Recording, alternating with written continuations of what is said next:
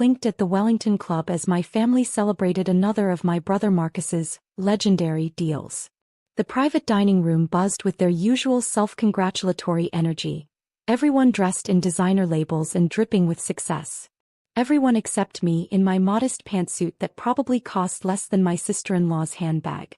I'm Sophia Mitchell, though at work I'm simply Agent Mitchell. At 35 I was the family embarrassment, the one who chose government service over the family's prestigious investment firm. The one who, in their words, settled for a government paycheck, instead of chasing millions. To Marcus, my father raised his glass, his Rolex catching the light.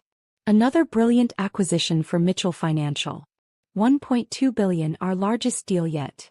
I sipped my water, already anticipating what was coming. These family dinners always followed the same script. Of course, my mother added, right on cue, if only all our children had such ambition. Her eyes slid meaningfully to me. Some seemed content with simpler careers. I bit back a smile, thinking of the classified briefing I'd given to the Joint Chiefs that morning. If they only knew that their simple government worker had one of the highest security clearances in the federal system.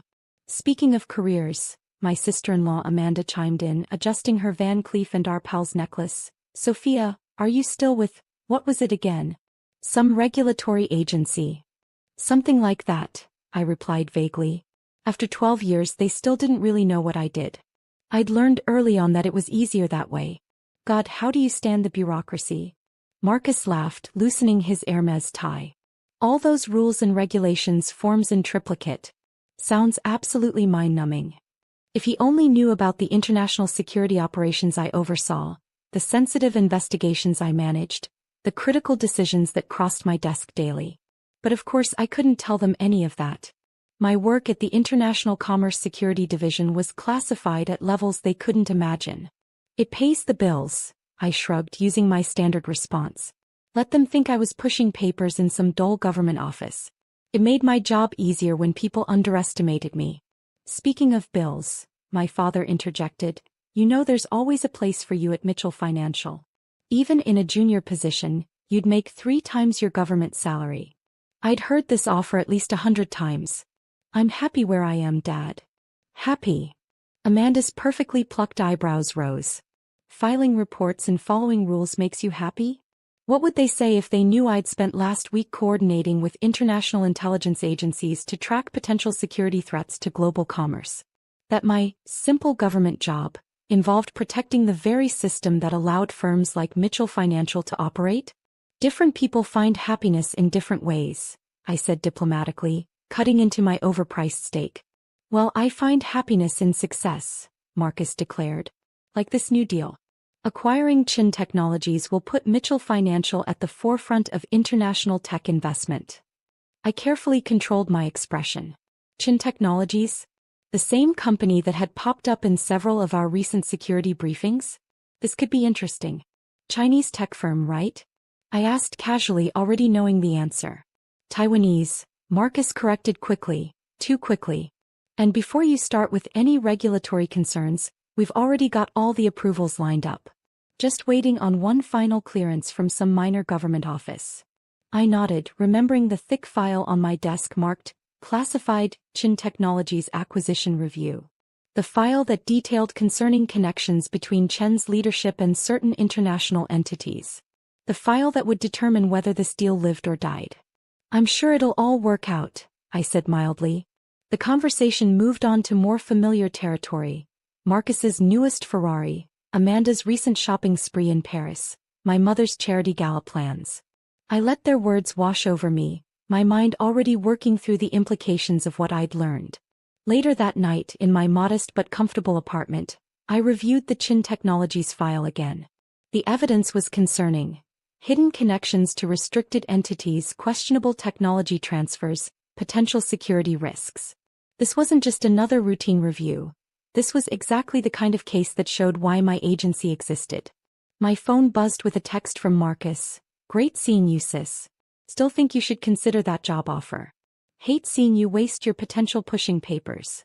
I set the phone down without replying, turning back to the classified documents spread across my desk. Tomorrow, I would begin the final review process that would determine the fate of Mitchell Financial's biggest deal ever. My family had no idea that their embarrassing government worker daughter held that power. The next morning, I walked into my office at the ICSD, nodding to the armed security guards who checked my credentials. My office wasn't impressive by Mitchell Financial standards. No mahogany desk or city views. But the security systems protecting it cost more than Marcus's Ferrari.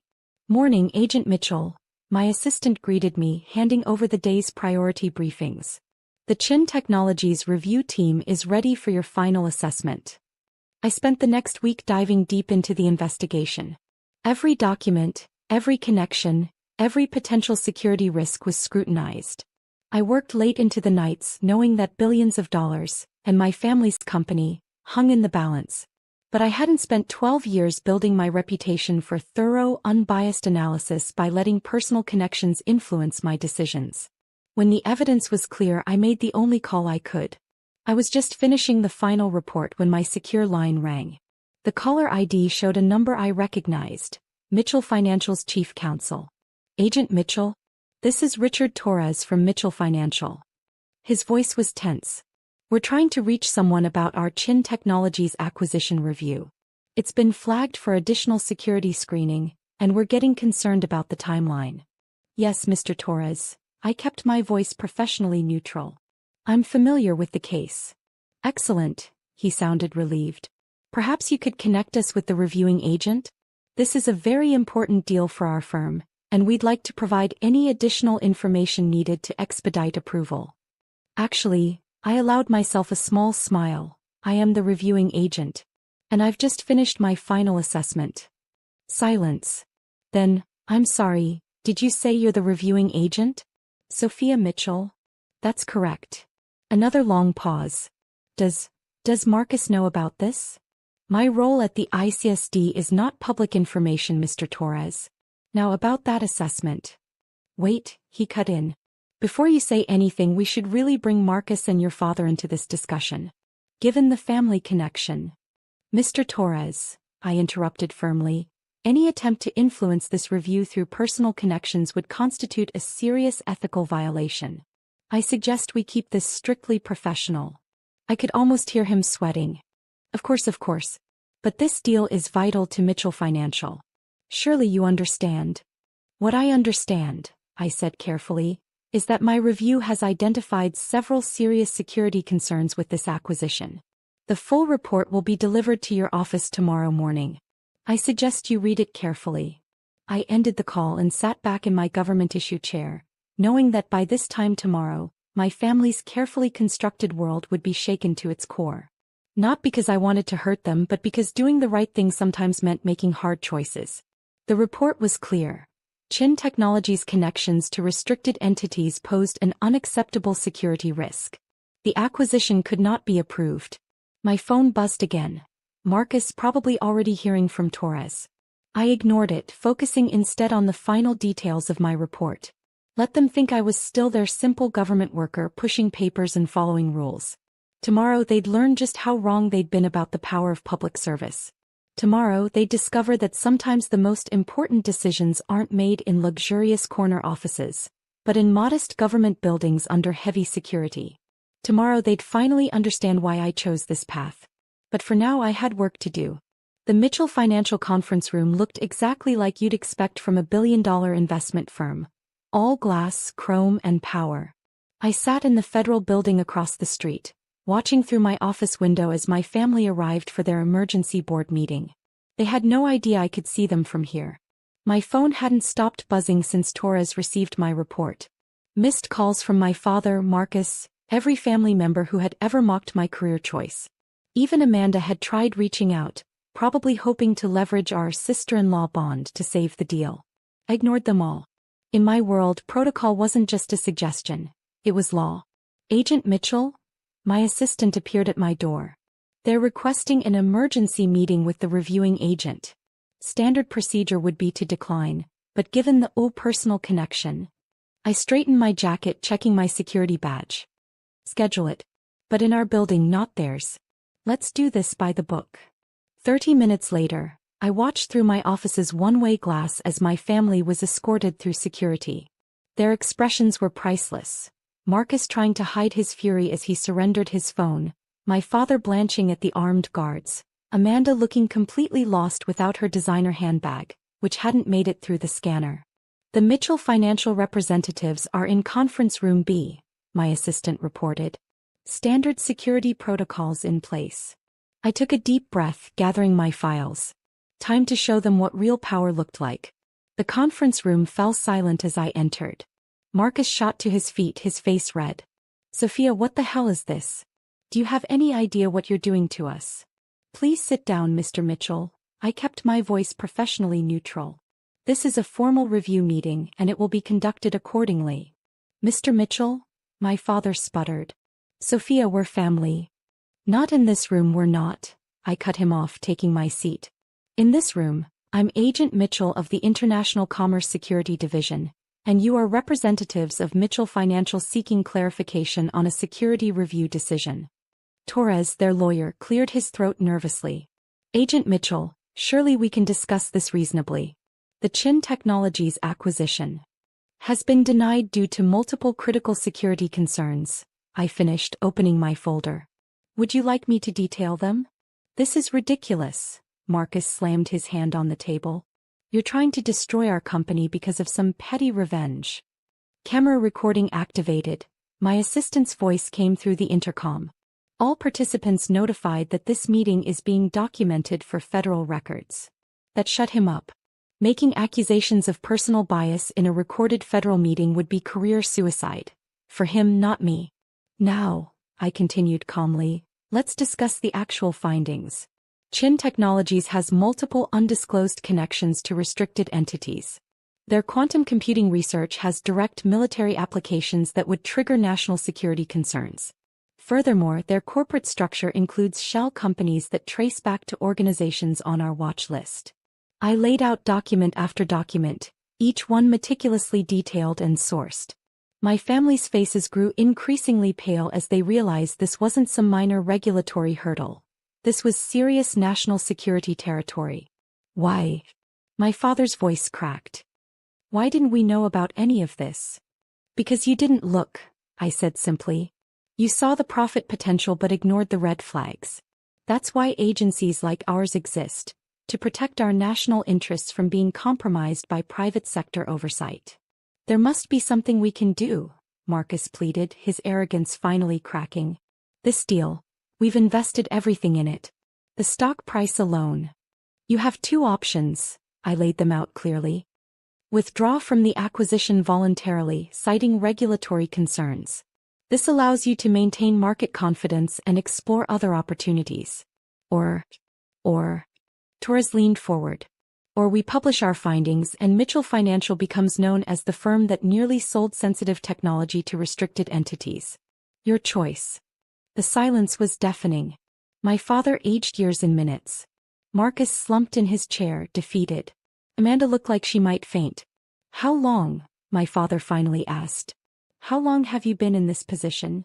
7 years as senior reviewing agent. Before that, 5 years working up through various security clearance levels. I met his eyes. All those times you mocked my government job? I was building this career. Earning trust. Gaining authority that can't be bought with money or family connections. Why didn't you tell us? Marcus whispered. Would you have believed me? Besides, most of what I do is classified. I couldn't tell you even if I wanted to. I gathered my files. You have 24 hours to decide how you want to handle this. Choose wisely. I stood to leave, but my father's voice stopped me. Sophia, I was wrong about you. About all of this. Yes, I agreed simply. You were.